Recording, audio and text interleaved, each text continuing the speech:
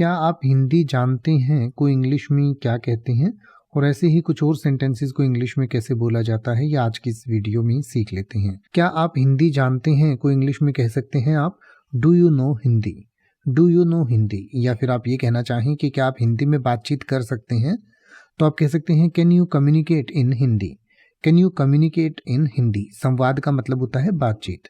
या फिर आप कह सकते हैं क्या आप हिंदी में पढ़ या लिख सकते हैं, तो आप कह सकते हैं are you able to read slash write in Hindi.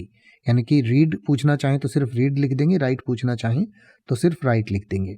या फिर अगर आप ये कहना चाहें कि क्या आपको हिंदी का ज्ञान है, तो आप कह सकते हैं do you have knowledge of Hindi, do you have knowledge of Hindi. या अगर आप ये कहना चाहें कि क्या आप हिंदी से परिचित हैं, तो आप कह सकते हैं are you familiar with Hindi. या फिर आप ये कहना चाहें कि क्या आपने पहले हिंदी पढ़ी है, तो आप कह सकते हैं have you studied Hindi before, have you studied Hindi before.